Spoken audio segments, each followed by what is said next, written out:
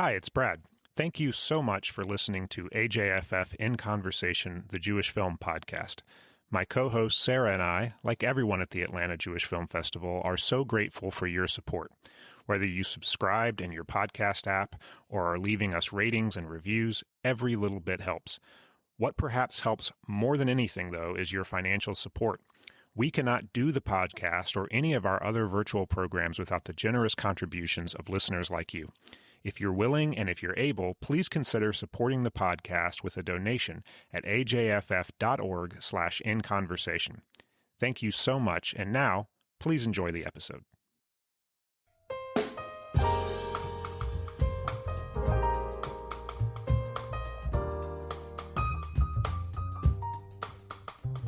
Hi, I'm Sarah Glassberg. I'm Brad Pilcher. And this is AJFF In Conversation, the Jewish Film Podcast. Today's episode is all about short films, from creation to curation to consumption. In some ways, short films seem to get short shrift, pun very much intended, but they are important aspects of the Atlanta Jewish Film Festival every year, and of film festivals in general. There are even whole festivals devoted entirely to the short cinematic form. I think for the masses, though, short films are synonymous with Pixar movies, and maybe some award season devotees might seek out the Oscar-nominated shorts that typically screen in blocks at your local art house movie theater. I know for me, those were my two entry points into the world of shorts, but there really is a larger world out there. Right. But as you pointed out, many people might not know about that larger world. They may not know where to find these bite-sized films or how to view them differently than how one might approach a feature film, which we're all much more accustomed to. So there may be some work to do for audiences to access and appreciate short films, but there are also unique obstacles and opportunities from the filmmaking side. And lots of similar challenges and particular considerations that go into curating a shorts film program or festival. I speak from experience. To help us understand these many facets of short films, we have with us today two wonderfully knowledgeable guests. Roberta Munroe is a filmmaker and former Sundance programmer who literally wrote the book on this stuff. No, really, she's the author of How Not to Make a Short Film. And Nsenga Burton is an Emory University film professor, cultural critic, and filmmaker as well, who also recently curated a shorts film festival. Roberta, Nsenga, thank you both so much for joining us today. All right, I want to start with a question, and maybe I will throw this one to Roberta first. There is a wonderful book that you wrote, How Not to Make a Short Film. I have a slightly different question. Besides the runtime obvious difference, how is a short film not like a feature film? Well, structurally, it's different. I think that's the hardest part for most artists to grasp when it comes to short form content is the structure is different. It's, not that 3-act structure that we generally see in feature length films. And I think that the issue it ends up being is you try to squeeze a 3-act structure into a 12 or even 15-minute project and it doesn't work. I feel like there's a luxury in creating short form content because you can come into the scene at the end, at the middle, you can leave a scene, in the middle, and you can have a desire for your audience to be left with something that may feel incomplete in a way that works. So I think that's the main difference. Does that change how audiences should approach a short film in terms of their expectations, do you think? Absolutely. Yeah, absolutely. I think that, usually short films are tend to be a moment in someone's life or a moment in the world. And for narrative, I'm talking about, not animation or documentary or experimental, which have different, structures usually and can, sort of go against some of the rules for short form content. But I do believe still, even with documentary and animation, that you want to be giving people a slice, a moment, as opposed to a full day or week or lifetime in 90 minutes. So I think audiences want to look at short form content as a moment, a little luxurious moment and to experience. And also I think filmmakers um, are often sort of, that's their budget. So their budget is a small budget and they have time to, time and budget to the resources to shoot something over the course of 2 or 3 days, sometimes 1 day, sometimes 5 days. But you can't, it would be impossible to shoot something that was 90 minutes in such a short period of time. Yeah, it's ironic because most people, I think, experience short films in front of Pixar movies. And when I think about the most recent short films that have come in front of Pixar movies, they're the opposite of that. They're things like Bao, where you have like an entire lifetime. A small child grows up in that film, or you have I'm blanking on the name now, but there was a short film about a couple and it was through the eyes of their little dog. So you see this entire like meet cute leading up to them getting married and having children, and you see this whole span. And I always have to remind people when I'm talking about short films at the festival or just friends of mine that should not be their expectation of short films, because Pixar has a slightly larger budget than your average short film. Right. They have a larger budget, but also I think when it comes to animation, that your expectation as an audience, when we're as artists, we're creating work, and you can have an understanding that the audience's expectation is one that can, the brain can make the leap. So when you're watching animation, anything can happen. People can turn into dogs. People can, die and come back. There's a lot of things that can happen in animation that don't happen in narrative. That, that would seem like you wouldn't be able to suspend your disbelief if you did a 12-minute lifetime narrative short film. But you can absolutely do that in animation. And we have an expectation, and our brains have an expectation as audience members that anything is possible with animation. Yeah, I just remembered that film was called Feast, the dog film from Pixar. Nsenga, what about you? Are there any differences in short film versus feature film that scream out to you? I mean, obviously the time. I think Roberta hit the nail on the head in terms of telling the story. And, typical feature-length films are based in a 3-act structure, and short films are not. So I think that short films give you an opportunity to be a little more creative, thoughtful, to capture a moment in time, to really hone in and focus on a particular part of maybe a larger story. And so I think short films really require you to be thoughtful and intentional in ways that, may not happen if you have $1 million, $25 million, but to be thoughtful and intentional in terms of the story that you want to tell, how you want to tell it. And then also, the production, and what you all are talking about now is the production values, right? Pixar short films versus student short films, undergrad versus graduate student short films from, major film schools versus, there's just lots of different categories. Short films that are made for film festivals, short films that are made for, compilations. There are different ways, there are different reasons that short films are made. So I think that depending on who your audience is, they're not made all for the same audience. Some people love shorts. Some people love short films. People like me liked Quibi for that reason, right? It's very short content that I could watch in 7 minutes or less. Other people. You are one of like 100 people, though, unfortunately, right? for Yes, I mean, it's a sad. It's like I watch short films every weekend. This Sundance channel, their shorts, or Aspire TV has the ABFF Independent and the Urban Indie Block, so you can see the emerging artists and the emerging Black filmmakers who are making short films. So I say all of that to say that short films are more than just a calling card or a marketing tool, which I think many people think that they are, or they're in the Pixar category. There's a whole lot in between that's there to satisfy many different types of audiences. So something that that I would love to hear both of your thoughts on.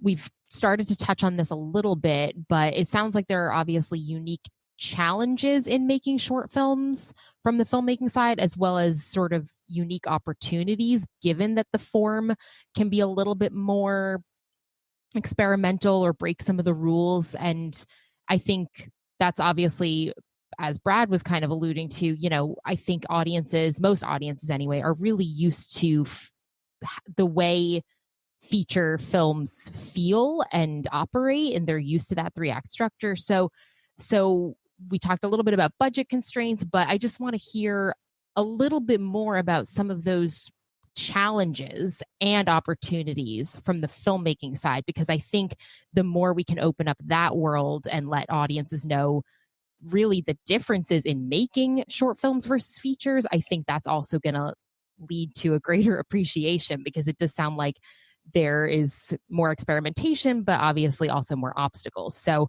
Nsenga, I'll start with you, and then Roberta, I'd love to hear your thoughts as well. I think in terms of challenges with short films, money is always a factor, whether people want to admit that or not. Film is an industry. It's a commercial industry by and large. We do have our independent and alternative and arts communities and all of that, but by and large, it's a commercial entity. So when you're talking about making a short film, the assumption is, anybody can make a short film, which is true to some extent. But it does still require money, particularly if you want your production values, as you said, Sarah, to be in keeping with the production values that are held by Hollywood and people who actually do make feature films. So money can be an issue. Also, an opportunity is that you can hire people who are not necessarily in the union and give them an opportunity to work on films, to fill positions that they normally would not be able to fill because there'd be like 3 people in front of them at least. But the challenge is also sometimes you have to work with what you have, and you might have people who aren't as seasoned. I mean, that's not always the case, so don't email me hate. But, you sometimes have people who aren't as seasoned, which can be a challenge, but it's also an opportunity to grow and develop your skill set.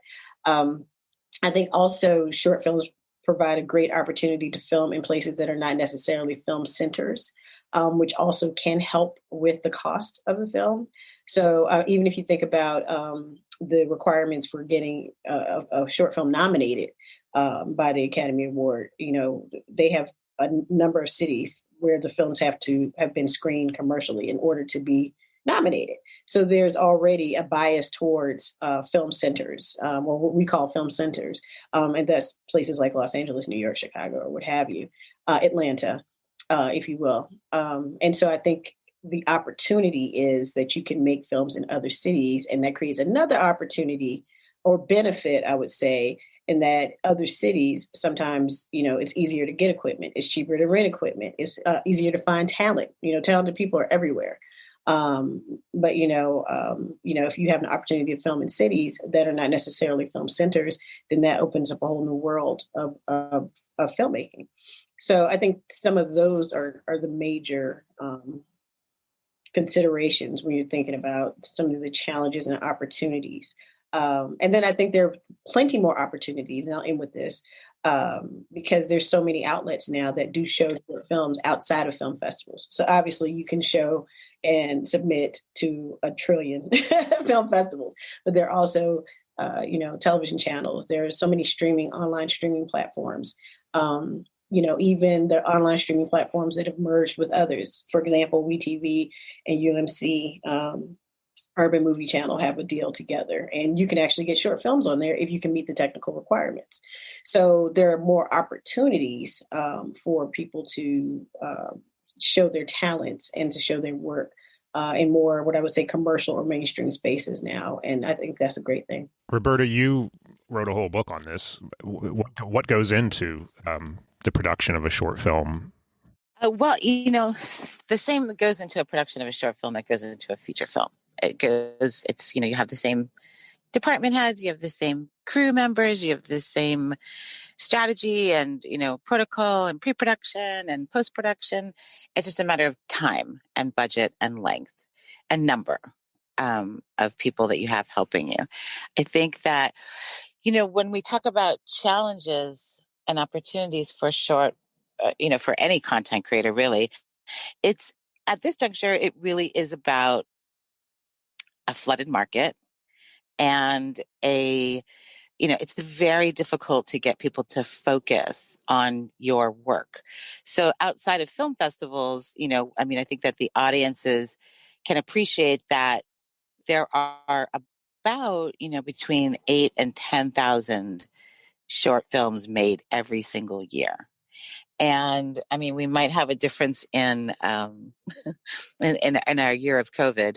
However, I'm sure that number still, just the structure of the films changed, but the number hasn't changed. And out of those 8 to 10,000 films, for the most part, audiences are seeing a selection of about 150. So, at Sundance, I tell everybody this, little story, which is when I first started there, we had about 2,200 submissions that I would watch myself. It was just Roberta Munroe programming the shorts there.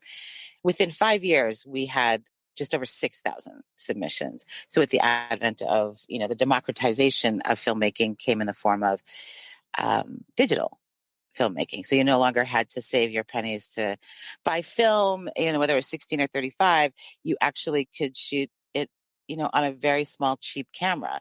And now you can shoot it on your phone.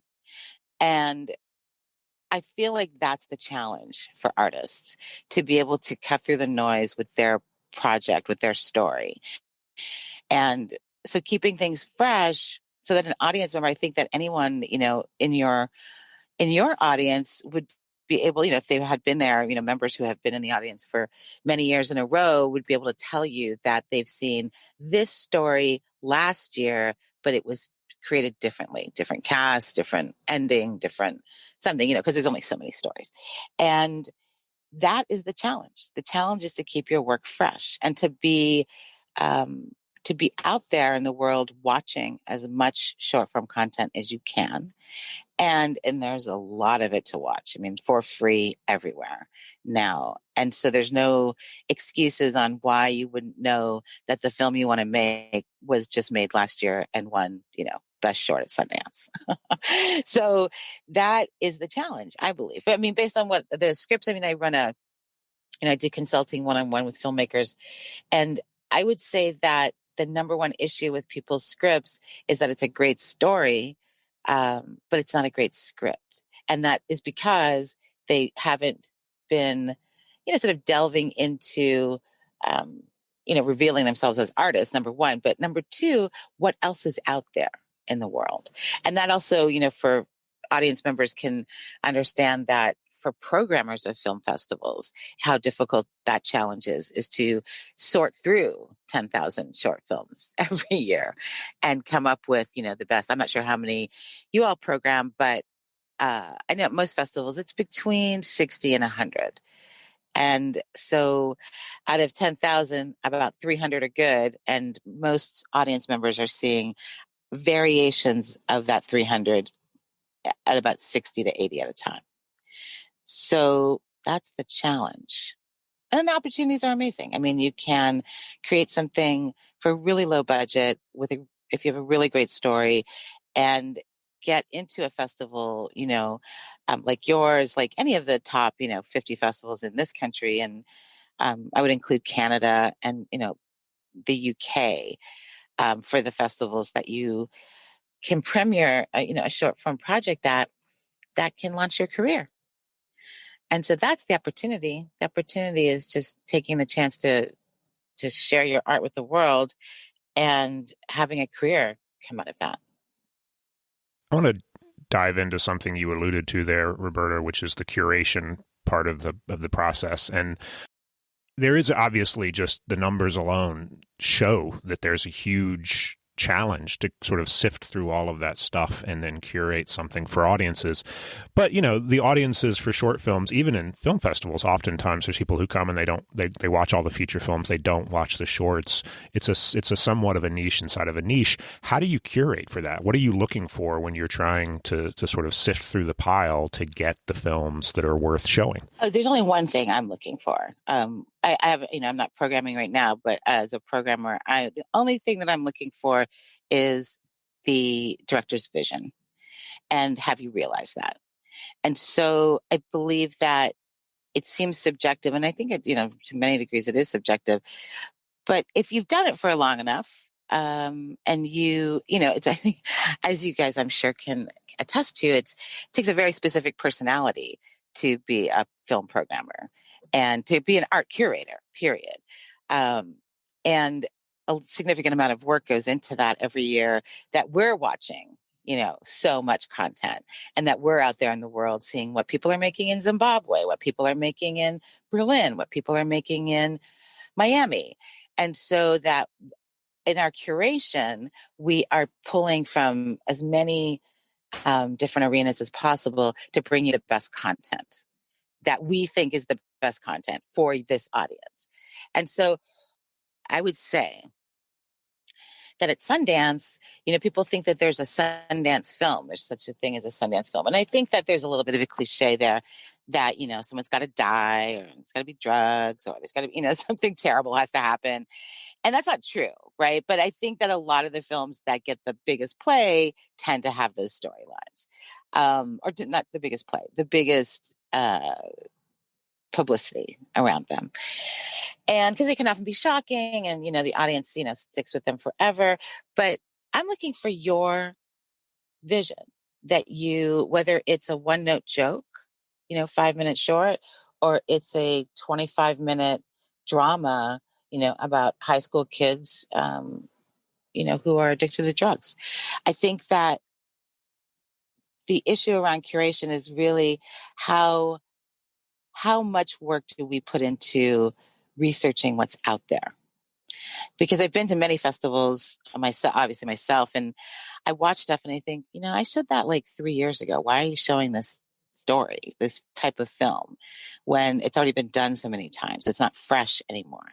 But if it's fresh to you, it's because you haven't seen all of the films that I've seen, or, your other peers have seen. And so we have to work, twice as hard as the filmmaker to make sure that we're, bringing to the table, films that will inspire you, films that will make you, re-believe in love, films that make you uncomfortable, and films that maybe you don't even understand fully until 5 days later. But that's the art of curation. That's the art of programming for festivals. That is, I think, the best part of the job. I would love to kick a similar question over to you, Nsenga, about, the act of curation and programming. What has your experience been like with curation? What role do you think film festivals still play in the world of shorts? Well, I think film festivals are essential for shorts because they do actually have short film programming. They're going to have it every single year. Those films are going to be shown next to or given the same type of value as feature films. And then the people who are there, whether it's the producers or distributors or directors, are going to have an opportunity to look at your work and to see your work, and perhaps move you forward in your career choices, maybe license your films if we're talking about the other opportunities that exist, whether we talk about the web series, or television, cable in particular. The film festival is essential. Do you think so? I think it's becoming less essential. I would argue the opposite. I think that festivals really have to work hard, especially in this last couple of years and for foreseeable future, to maintain their relevance, because it's, we're getting used to everything being online. Now, I personally want to go to a film festival. I want to go to the ArcLight and buy some popcorn and watch a movie. However, we have two generations, who are coming up that are happy to watch it on their phone. Yeah, so we're going to kind of disagree on that because I agree with you, but I think that people privilege Gen Z and millennials over others now, and I think that's because of advertisers. But that leaves out a whole group of people who actually go to the film festivals and who do want to see them in person. So I don't disagree with you in the fact that they are less relevant because there are more opportunities, which I spoke about earlier in the interview, for people who make short films. Having said that, I think that film festivals have a culture of adding value to short films. And so I don't think that should be diminished or devalued because people are so focused on Gen Z and millennials. People are saying, oh, they're happy to watch their, programming on its phone, but Quibi just failed. So, they like free programming on their phones. As someone who teaches at a college, at a university, there are certain things that people aren't really thinking about when it comes to this population and why it's so hard to kind of pin down what it is. Like, we know that they like watching stuff online. We know that they like watching things on their phones, but they also don't like paying for these things multiple times, particularly when they actually have to pay and they have to come out of their parents' pockets. And so there's a kind of disconnect there. But in terms of festivals, I think that they do have value. And I think that short films, I think it's one of the places, I'm talking from a historic perspective, Roberta, which is that festivals have been a place where shorts have been, in my mind at least, elevated and have been given similar value to feature films, whether the audiences appreciate it or not. Why are short films somewhat harder to find, at least in the mainstream, as far as our mainstream film culture? And how is it a balance between streaming and film festivals to really get short films there? Or do they kind of operate in a different space entirely? And, we just kind of maybe need to appreciate them for what they are and not necessarily expect them to transcend either a film festival or a kind of streaming. Well, I don't think it's an either or. I think it's a both and, right? So absolutely, short films should be appreciated for what they are. And short films should be appreciated for what they are, and they should be seen and viewed in as many ways as possible. I think, the future is definitely in streaming. I mean, I agree with Roberta wholeheartedly on that. It is in the streaming space. It is, I think, even on television and cable, because you're seeing so many TV short films programmed on television and cable, whether it's Sundance, like I said, some of the, Aspire TV has them, PBS has them. You can just go on there, like thousands of channels. And you're also seeing companies like Shorts TV, which is coming out of Holland, because the international market is also something that we should consider in terms of where you can show your films and where short films can play. Your film may not necessarily work in this market, but it could potentially work in a more international market. So that's something to consider. So I don't think it's an either or proposition. It's a both and. We'll continue to watch films at film shorts at film festivals. And yes, it is becoming increasingly harder to program because there's so many of them. So I agree. There needs to be a better system to figure out who stays and who goes. But having said that, I think there are lots of other opportunities for that content to be seen, to be purchased, and to be engaged, outside of the film festival world. And I think that's where, ultimately short films will end up. And Roberta, what do you think the future of short films is? Does it feel like there's a problem with the way in which they're out there in the world now? Or are you just asking me, like, I think the future is the current structure of the way that short films are consumed in the world, varies significantly between here and Europe and Africa and Asia. Like, it's such a different, even in the Netherlands, it's very, short film scene has equal value to feature length content, television length content. And so I think that it's mostly here in America in North America, that we tend to devalue them as art forms. And I don't know, I've spent like 20 years of my life, pushing for the opposite, because I really believe in short form content as its own genre. I also feel like, audiences have the opportunity to see much more than just a narrative short form, story, things that are short form content like proofs of concept, where, I just did this last year. I have a television show called Detox, and it is, it would have cost me about $200,000 to shoot an entire pilot. Real like a 22-minute half-hour comedy pilot. However, I was able to shoot for $30,000 a 18-minute proof of concept that just really simply introduced the main characters and was edited in a way that made it feel like a short film versus a pilot. And that is happening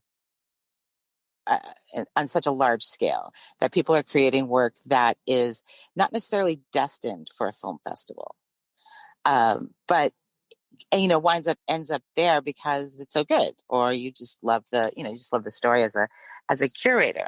So audiences have the opportunity to be consuming this amazing art form in so many, varied ways and it's becoming more and more what people are creating. Certainly we're in the era of television. We're in the era of, serialized storytelling.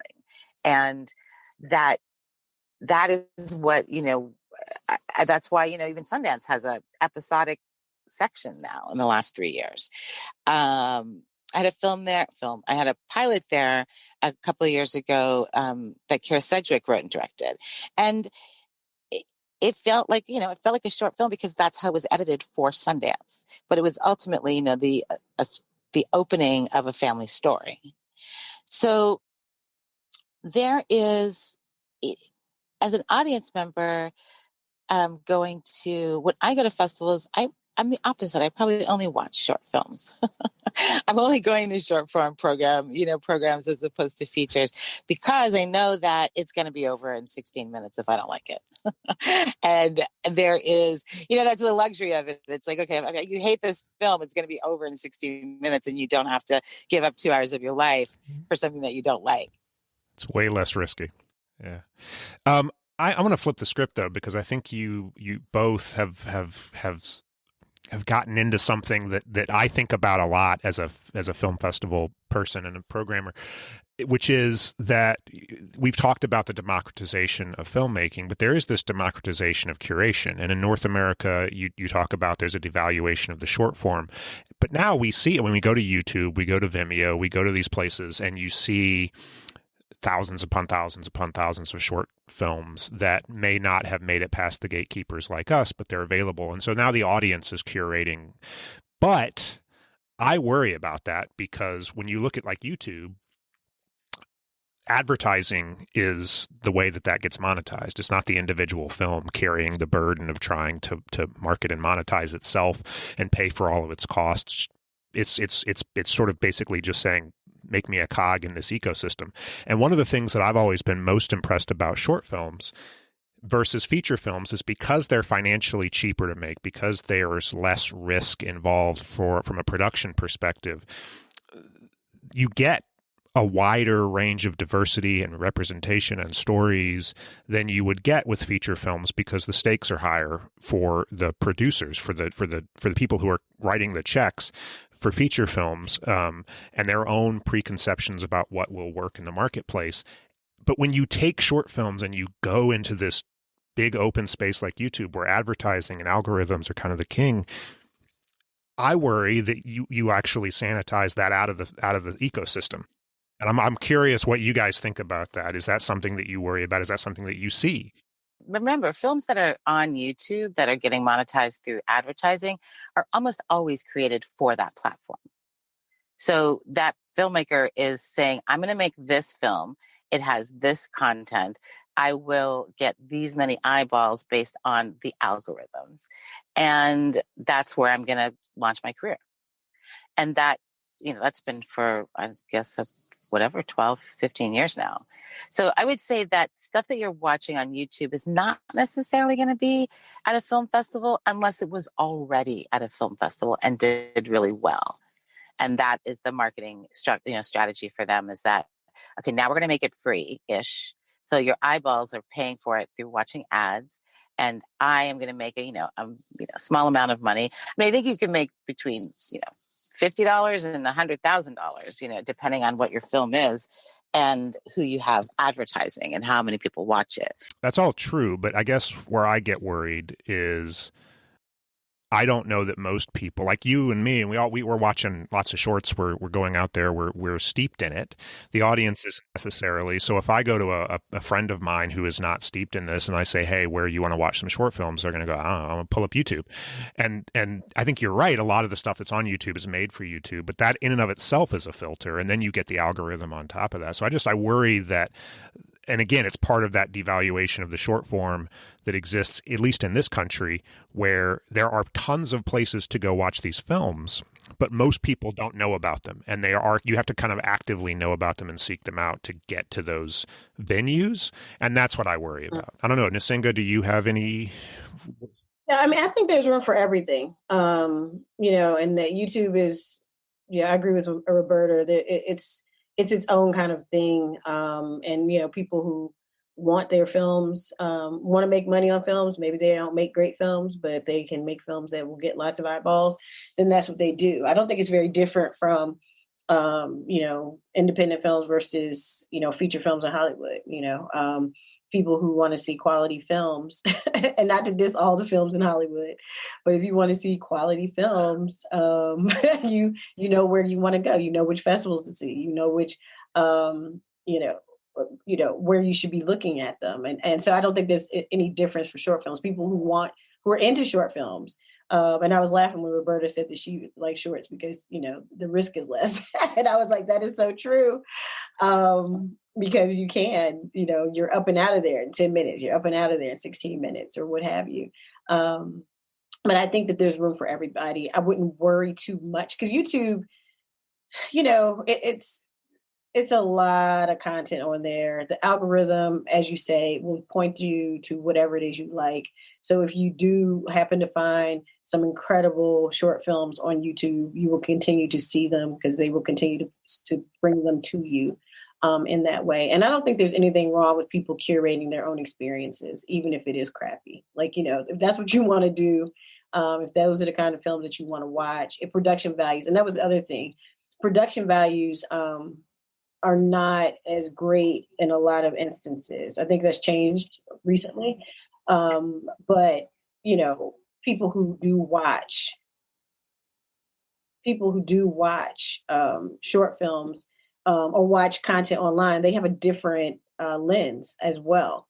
And so the things that you and I care about, like I'm into quality. The first thing I look for, even in a short film that when I'm curating or programming, is is the quality, definitely the storytelling, definitely the director's artistic vision, like Roberta said, but I'm also thinking about quality. Well, if you're online, and not to diss YouTube holistically, because they do have fantastic content on there. But if you're online, you're not necessarily looking for that content. And I learned that from my students, honestly. Some of the things that they like, or they're like, hey, Dr. Burton, check this out. And I'm looking at it, I'm thinking it's horrible. Like I can barely look at it. The sound is terrible, but they see the story. So there's a different way of looking at and thinking about these images and the stories that are told, particularly when it's in the short form. And so I don't think that that can be discounted either. So I think there's room for everybody. I want to hear from each of you about what you each personally love most about short films, why they are important to you. And if you were to, again, just kind of sum up why you think audiences should appreciate them more, what would you say? Sure. I think that, there's often, I would say 8 times out of 10, the film that you're watching, the short film that you're watching, is from a filmmaker who is in the beginning stages of their careers. So that you are seeing the future, Ava DuVernay. You are seeing the future Steven Spielberg. You are seeing the beginning of potential. If you love the film, particularly if it's a great film, you're seeing the beginning of someone's career, and you're there from the start. And I love that feeling. And I think as an audience member, I love watching work and thinking, wow, this person is going to rule the world in the filmmaking arena. There's also, it's not for nothing that, they are short. And so if you don't like it, you can get out, it's going to be over fairly quickly. But there's also, as patrons of the arts, it's upon us to be supporting artists at whatever level they're at. So when you go to see a shorts program, perhaps potentially there's 5 or 6 shorts in that program, and 4 of those people are going to go on and continue in the film industry. You are, by, purchasing a ticket to that program, supporting someone's career as an artist, which is a very important, it's an exceptional value, particularly in North America and in America where we have, not a lot of support for the arts. So it's upon us as patrons of the arts to support people at the beginning of their careers. Yeah, I'm co-signing holistically on that. I think that, everyone, Ava DuVernay, started, Julie Dash, Ryan Coogler, Darren Aronofsky. These are filmmakers who started with short films and then, have gone on to have incredible careers. They're one of many. And so, you never know who you're watching. You never know where they're going to go.